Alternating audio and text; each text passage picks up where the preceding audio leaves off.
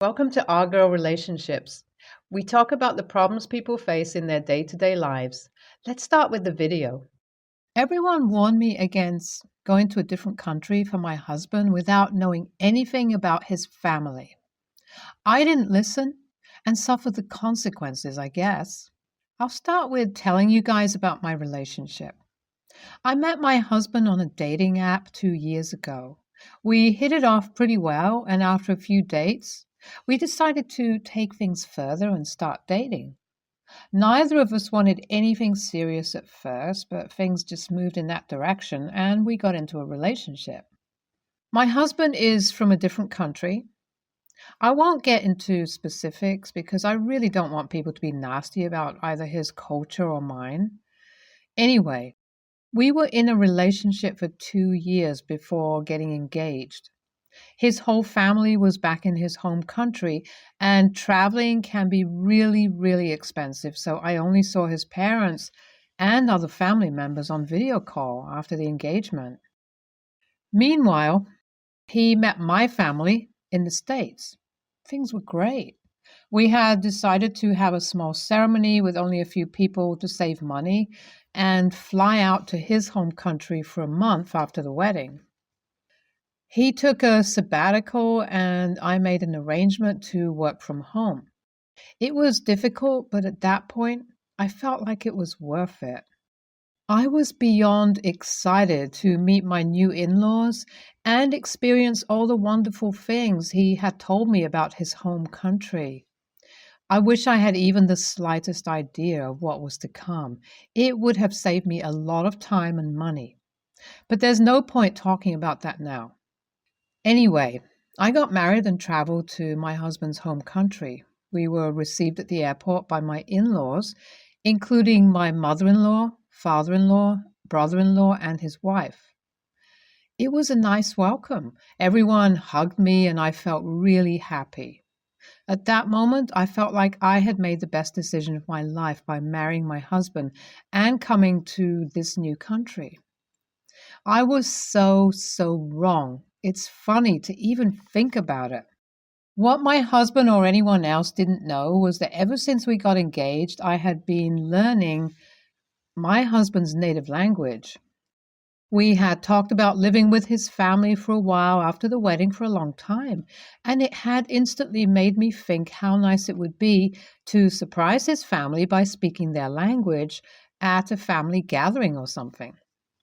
I had worked really hard listening to YouTubers and songs and even read children's books. It was very difficult to hide it from my husband, but I had somehow managed it. By the time we got married, I knew enough to have simple conversations and read very basic texts. Just after I had hugged my mother-in-law and almost thanked her for coming to the airport in their native language, she turned to my sister-in-law and said something that felt like someone had stabbed me. I didn't hear the whole sentence. The only thing I heard was fat and short too. I instantly realized they must be talking about me. I'm not massively overweight in any way, but I have a curvy body, and yes, I'm quite short, especially compared to my 6'3" husband. The moment my mother-in-law made the comment, my sister-in-law laughed and hugged me. They must have been thinking I'm the dumbest person alive. My husband was at a distance helping to get our luggage in the car, so I couldn't immediately tell him. On the way back to my husband's home from the airport, I was put in the car with my mother-in-law and sister-in-law. My sister-in-law was driving. My husband took the other car with his father because he wanted the women in his life to catch up a little, apparently.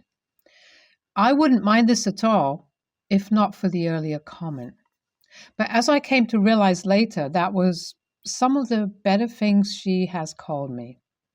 On the ride, my sister-in-law was speaking to me in English while translating for my mother-in-law, who barely knows the language. When I tell you she would not stop saying awful things about me, you won't believe how bad it was. She kept calling me a word which I know is a derogatory term for foreigners, and criticized everything about me, from my body to even my curly hair. Nothing was spared. I don't know how I stopped myself from having a breakdown. When we had almost reached, I think even my sister-in-law had enough. She snapped at my mother-in-law, saying that I was fine however I was because who else would have married him after what he did? My mother-in-law got quiet after that, and my sister-in-law told me that we're almost there. That's when I started to get scared. What did my sister-in-law mean? She was clearly talking about my husband. What had he done? What had I gotten myself into? Suddenly, it hit me that I was in an entirely different continent, away from everyone I know except my husband. And after what I had heard, I didn't even know what to think of him. After we reached my in-laws' place, they put up a great show of welcoming me. My husband immediately came to my side and was trying to be as affectionate as he could in front of his parents, and it took everything in me not to push him away from me. The next few days were just hell. I had to be around my mother-in-law and sister-in-law constantly, and my mother-in-law would be just constantly complaining about me. This was always followed by my sister-in-law fake smiling at me and telling me a translation that I knew was a lie. The worst part was that I couldn't even understand everything they were saying because she spoke very fast. So I was just paranoid and heartbroken the entire time. But my goal was to find out what my sister-in-law meant that way. So I tried my best to listen to every insult, pretending that I believed the fake translations, and spent almost all my time with my mother-in-law and sister-in-law hoping they'll talk about it again. I'm glad I'm not totally fluent in the language because who knows what they might have been talking about me that I didn't understand properly. It had been 2 weeks though, and I was getting really impatient. It was also getting increasingly difficult to smile through the insults and the taunts. My mother-in-law said most of it, but sister-in-law didn't hesitate to chime in at all. On the other hand, I was getting increasingly paranoid about my husband, and it was horribly difficult to be around him, pretending everything was the same. I had some close calls when things got too hurtful and I almost spoke up, but I somehow managed to keep my mouth shut. My parents and friends frequently checked up on me, and I had to lie to all of them and pretend that I was having the time of my life. All in all, a truly awful situation. I decided then that I have to do something shocking that will make my mother-in-law angry and undoubtedly start a family discussion about me. The solution? Wearing something absolutely scandalous. I knew that my weight was what bothered my mother-in-law the most, so the right clothes would definitely set her off. I hadn't brought anything like that with me, so one day I slipped out unnoticed by everyone and went to the local market. After looking around for a bit, I found exactly what I was looking for: a satin slip dress with a thigh-high slit. My husband was planning to introduce me to some old friends at a party, and that became my perfect excuse. The evening of the party, I stepped out wearing my battle dress, and voila!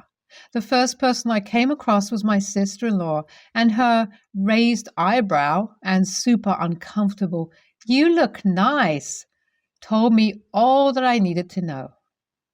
Even my husband looked at me and said something along the lines of him not knowing I had an outfit like that. He tried to hurry and get out of the house before mother-in-law saw me, but I made sure to see her. The moment she saw me, her whole face became red. She turned to my husband and said that she had enough of this fat girl embarrassing their family. My sister-in-law heard and came rushing in. She told mother-in-law to calm down and was just starting to say something about my husband when my mother-in-law looked at me again and said he would be better off with Julie because she had already given him a grandchild. There it was. I instantly asked her in their language who Julie was. When I tell you there was a pin drop silence in the room, my husband and sister-in-law almost at the same time asked me, "You understand us?" Anyway, long story short, my husband has a whole second family with a woman named Julie. They have a 4-year-old daughter. He left them when he got accepted into a great uni in my home country. All the time he had known me, he was secretly sending them money through my sister-in-law. I immediately packed my luggage, booked a flight for the next morning, and moved into a hotel for the night. I'm back home now and have already filed for a marriage annulment. It wasn't easy to leave my in-laws' house, and my husband even followed me to the hotel and the airport. But I'm done. Forever. This is the biggest betrayal that I've ever faced, and I still can't believe that the sweet, loving man I wanted to spend my life with was lying to me the whole time. In a way, I'm actually grateful for my horrible mother-in-law, because if not for her, I might have ended up spending my whole life with a liar. Many people have asked me about my husband's second family. I really don't know a lot of details, only whatever I found out from my husband that night. We haven't really spoken since then, apart from me telling him I'm getting an annulment. He has been constantly trying to reach out and apologize, but obviously I don't believe a single word he says. He married Julie when she got pregnant with their kid around 4 years ago, even though he didn't want to. Their marriage was bad because the two of them never wanted anything serious, and now they're connected forever. He left without a word when he got into the uni. My husband told me they're not in contact at all, apart from the financial aspect of it. But I don't know if I believe him. Guys, the reason he married her was because in their country, it is not really socially acceptable for couples to not get married if the woman ends up pregnant. There was a lot of pressure on both of them by their families too. Julie still lives with her parents, and from what my husband has told me, his family is not in contact with her or his daughter because he has explicitly forbidden them from talking to her. Again, I don't know how true that is. I've got my annulment. My husband moved back to my country almost immediately after I came back to convince me to believe him. It was difficult, but I threatened to tell all his friends and co-workers about his double life, which made him agree to get things over with as soon as possible. I have moved out of our old apartment and just want to move on with my life. That's absolutely crazy, OP. As someone who's from a country with a lot of immigration, I can tell you that it's unfortunately pretty common. You're actually lucky to have found out about this before you started a family of your own with your husband. I don't know why you only made an empty threat of exposing your husband, OP. In my opinion, you should have absolutely destroyed his reputation and all his friendships. Take your revenge. You certainly deserve it. I'm 32, female. My husband is 32, male. And I have 2 kids, a boy 9 and a girl 6. Ever since I became a mom, my mother-in-law has always bashed me that I will be a terrible mom because I'm too young to raise children. I was 23 when I gave birth to my boy. And how I'll mess this up. Overall, she's always been competitive with me because she believes I stole her son from her, and how her son has no time for his mom and his real family anymore, and only has eyes for me. We've been low contact for all these years. My husband grew up terribly with her because everything he did, she'd judge him and shame him for it. Even the most harmless everyday stuff. Whenever my husband did something she did not agree with, she'd always pull the "How dare you do X thing before asking my permission? I'm your mother. I raised you. You owe it to me to do as I say." Even during his childhood, he was always reminded about how he was an unwanted kid, and she laughed about giving him away and shamed him for existing. Even now that we're low contact with her, she's still trying to dig her claws in and bring him down any way that she can. We try to be as distant from her as possible. Last Saturday, a cousin of my husband was having an engagement party, and us and our kids were invited. So was my mother in law. So while we were there, she was trying to chit chat with us. At first, she was nice, considering we haven't seen her in months in person, but a while later, she revealed her true, authentic self once again when she wanted to judge my parenting style and call me a weak mother, and that my kids won't respect me unless they fear me. I asked her, why would she say that? She said she'd noticed me being all sweet and gentle, talking to my kids, serving them their plates, etc., and called me my kids' servant and said that I'll be a doormat to them when it should be the other way around. I told her, I'm sorry, but I'm not taking advice from someone who was a horrible mother herself. Seeing how my husband suffered because of you disgusts me to know now that I have kids of my own, and I always think, how could a mother be so cruel and heartless to her own kid? How dare you? Keep your advice. She then started making a scene in the middle of the engagement party in order to shame me for saying that to her. My husband and I tried to ignore her and be as calm and civilized as possible in order not to further contribute into her tantrum and further ruin the party. But certain relatives said I should be ashamed for shaming mother-in-law because she's made so many sacrifices for my husband, and he'd not be here if not for her. And I was also shamed for talking back at her when she just wanted to offer advice. They blamed her tantrum and the party being ruined on me talking back at her instead of shutting my mouth. We left shortly after, and mother-in-law called my husband to further cry and complain, and he cussed her out for being a terrible person and hung up. I don't know if I'm TA for this situation. NTA. While it is disrespectful and you definitely owe your hosts an apology, you are only human, and that woman, mother-in-law, should also keep her mouth shut.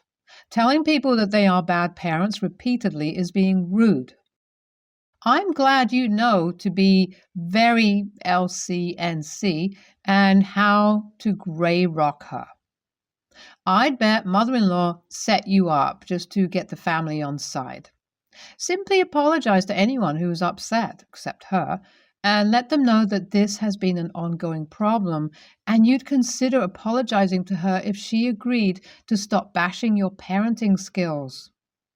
Not that you owe her an apology, but there is a breadcrumb to put the ball in her court and take the weight off of you from bystanders.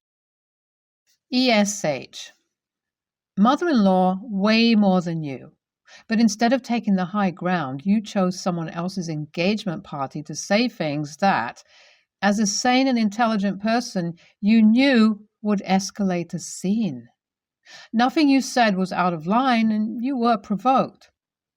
Everything with your mother-in-law was way out of line. The only reason you're a soft AH is that after 9 years of needing to say those things to her, you chose someone else's engagement party to say what needed saying.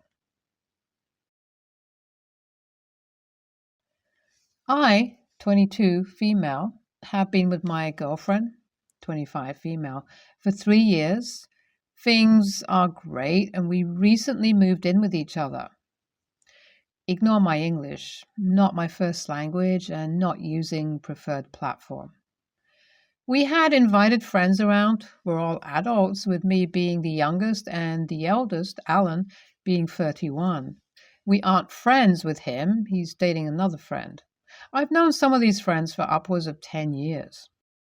They all agreed to come around. Alan was invited because he's an okay guy and he's dating another friend who I've known for a long time. Alan has this thing where he'll make comments like, "Who's the man?" between me and my girlfriend. Apparently, the whole group decided it's clearly my girlfriend as she's a tomboy. I don't care about this. She does and in private gets upset, but I don't want her to change her interests just because people think she wants to be a man and she wants to fit in. I don't believe in gender stereotypes. I'm apparently more feminine, which does also get a few comments from Alan about how I just haven't found the right man, which, whatever. I don't care. I'm comfortable in my body and sexuality.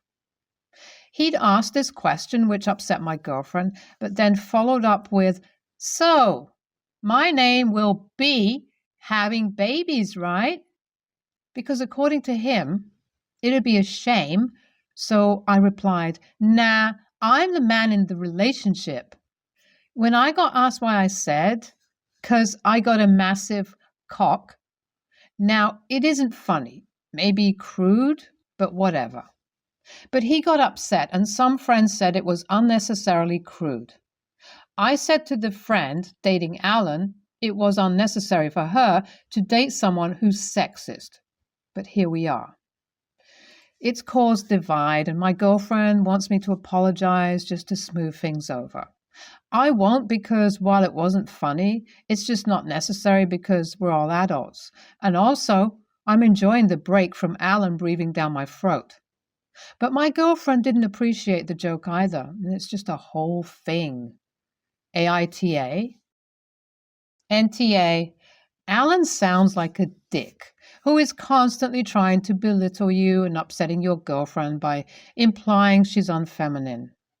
What you said wasn't Oscar Wilde, but you were defending yourself and your girlfriend, and frankly, someone should have shut that arse up long before this point. You didn't even insult him or anyone else at the table, which he had been doing repeatedly. He's an insecure prick who seems so scared by the very idea of a happy couple who are comfortable in their own skin that he has to resort to the type of name-calling even a 12-year-old would find juvenile. Why doesn't he go back to the playground and leave the adults in peace? NTA. Alan is insufferable, and you shouldn't have to bend to bigots. His comments were just as crude. He talked about you being pregnant, FFS. I'm sorry if Alan's girlfriend is trying to twist your girlfriend's arm to apologize, but that's not your problem. Especially because it sounds like Alan is attracted to you. So his girlfriend sees you as a threat. Stand your ground. Invite your meanest and cattiest gay guy friend to a group hang and feed him information about Alan ahead of time.